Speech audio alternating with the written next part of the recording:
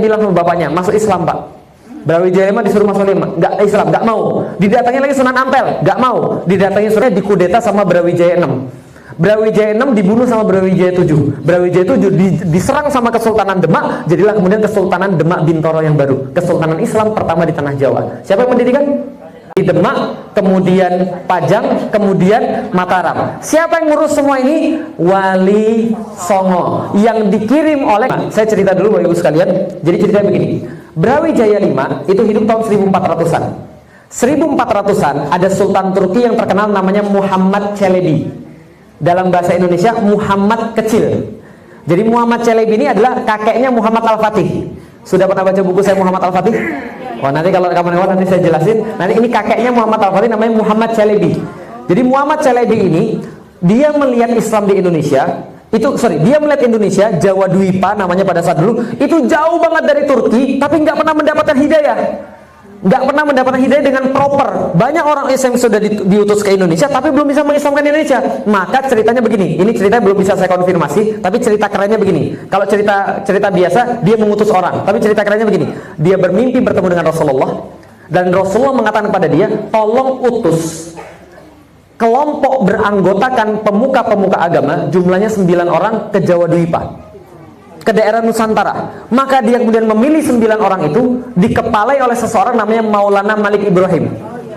Maulana Malik Ibrahim kemudian dikirimkan bersama 8 yang lain ke Jawa Dwipa untuk mengislamkan di Indonesia, termasuk Syekh Subakir, Syekh Jumadil Kubro, termasuk kemudian siapa lagi dan sebagainya. Maulana Malik Ibrahim yang kemudian memimpin, dikirimkan, berhentinya di Gresik. Ada yang dari Gresik? Ada yang dari Jawa Timur? Kenal dengan Syekh Maulana Malik Ibrahim? Kenal ya, kenal kapan kenal ya? Maulana Malik Ibrahim kemudian sampai di Gresik, kemudian ketika sampai di Gresik dia menyebarkan Islam di sana, kemudian menyebar Islam ke semuanya. Raja Brawijaya 5 itu kemudian menikah, sebelum dia jadi raja ceritanya, menikah dengan seorang perempuan dari Champa, Kamboja, dari Champa, Kamboja, dari kerajaan Champa, tapi beretnis Cina. Namanya Siu Banci. Bukan banci ya. Siu Banci namanya. Siu Banci ini adalah cucu daripada Syekh Qurra. Syekh Qurra ini sekarang makamnya dari Karawang. Lah kenapa namanya Syekh Qurra? Karena belajar agamanya di Mekah, Ahlul Qurra. Maka kemudian namanya Syekh Qurra karena pintar baca Al-Quran. Nah, Siu Banci ini menikah dengan Brawijaya kelima. Ketika kemudian istrinya mengandung, ya, jadi Siu Banci ini ketika mengandung, Siu Banci ini cucunya siapa tadi? Syekh Qurra. Ilmu agamanya tinggi nih orang, perempuan ini. Jadi ilmu agamanya tinggi, Islamnya kuat. Ketika lagi hamil, lalu kemudian diceraikan sama suaminya. Gara-gara apa?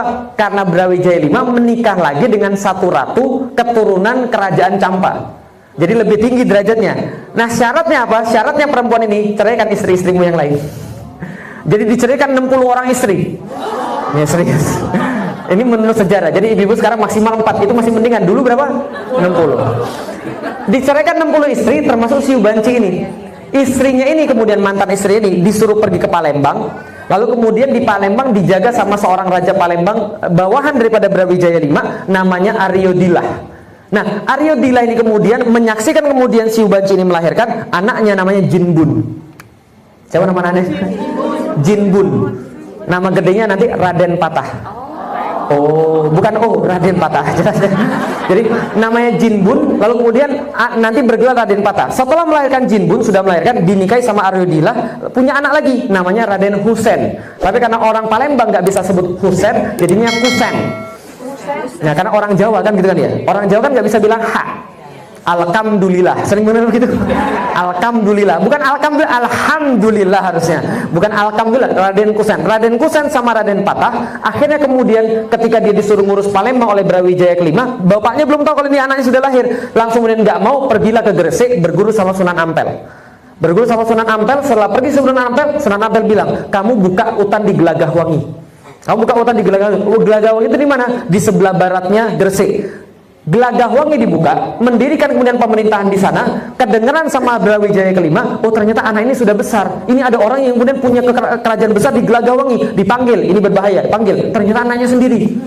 Ketika ternyata anaknya sendiri sudah tahu, anaknya bilang sama bapaknya, masuk Islam Pak. Brawijaya 5 disuruh masuk nggak Islam, nggak mau. Didatangi lagi Sunan Ampel, nggak mau. Didatangi Sunan Kalijaga, masuk Islam. Brawijaya 5 masuk Islam. Akhirnya kemudian Brawijaya 5 bilang, oke, kalau begitu Gelagahwangi sekarang saya ganti namanya menjadi Demak.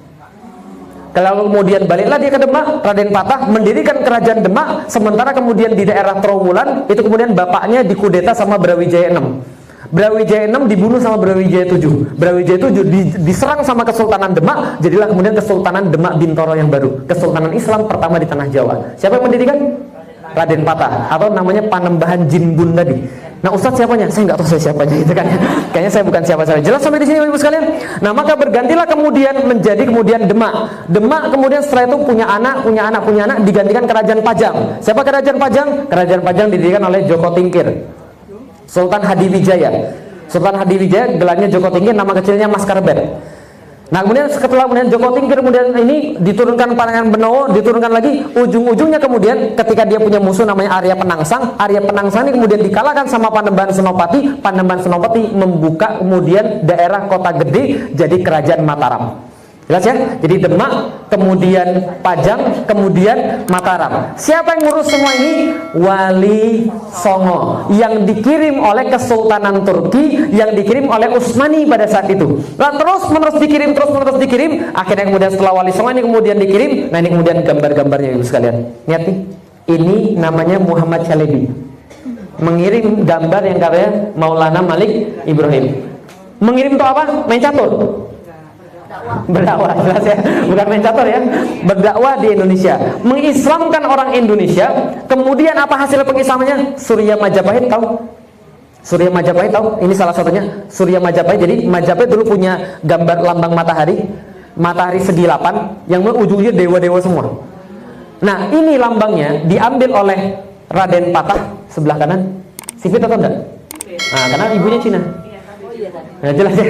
Lah kenapa orang Palembang banyak yang Cina? Karena tadi keturunan Raja Campa tadi. Nah, gitu. Siu Banci. Nah, ini kemudian Raden Patah. Raden Patah kemudian mengambil lambang Surya Majapahit itu. Jadi siapa yang dari Demak? Ada yang dari Demak atau pernah ke Masjid Agung Demak? Pernah. Kalau lihat Masjid Agung Demak, lihat tuh masjidnya itu lambangnya itu lambang matahari. Itu Surya Majapahit. Tapi diganti sama Raden Patah, diganti Surya Majapahit, dewa-dewanya dibuangin, di tengahnya ditulisin Allah. Anu diganti sama dia. Diambil semua diambil oleh Kerajaan Pajang Joko Tingkir, diambil lagi Kerajaan Mataram, akhirnya menjadi lambang Muhammadiyah. Itu dari sana inspirasinya, Surya Majapahit, tapi diganti jadi Islam. Itu salah. Nah, ketika kemudian dia sudah berhasil mengislamkan, Raden Patah tahun 1479 menurut khotbahnya Sultan Jogja itu namanya siapa? Hamengkubuwono ke-10. Dia mengatakan begini, pada tahun 1979 Raden Patah menerima gelar dari Kesultanan Utsmani sebagai Panembahan Senopati ing Ngalogo, Sayyidin Panotogomo Khalifatullah ing tanah Jawi. 1479. Siapa yang memberikan? Nih orangnya nih. Siapa? Felix Xiao. Oh, bukan. Muhammad Al-Fatih. Yang saya tulis dalam buku saya Muhammad Al-Fatih. Nama Islam saya Muhammad Al-Fatih. Karena terinspirasi dari dia. Nama anak saya semua Muhammad Al-Fatih yang laki-laki. Nah, kenapa? Terinspirasi dari dia. Nah, dia kemudian memberikan gelar pada ini menjadi wakil kemudian di Indonesia. Kemudian pada tahun 1600-an ini Sultan Agung menerima kemudian gelar lagi dari Sultan Murad keempat, lalu kemudian menjadi sama. Senopati ing Ngalogo, Sayyidin Panotogomo Khalifatullah ing tanah Jawi. Di Penogoro punya gelar juga dari Turki juga, yang sampai sekarang masih ada buktinya di Imogiri di Jogja. Pertanyaan saya, dari dulu sampai sekarang Islam sama Indonesia dekat atau tidak? Bahkan Islam di Indonesia dari dulu sudah diusahakan oleh para wali songo untuk membentuk kebahagiaan manusia di Indonesia supaya orang Indonesia itu bahagia. Kenapa? Dapat Islam. Nah, makanya kemudian ketika merdeka, ini yang dipilih oleh para pendahulu kita. Ketika pembukaan undang-undang atas berkat rahmat Allah yang Maha Kuasa.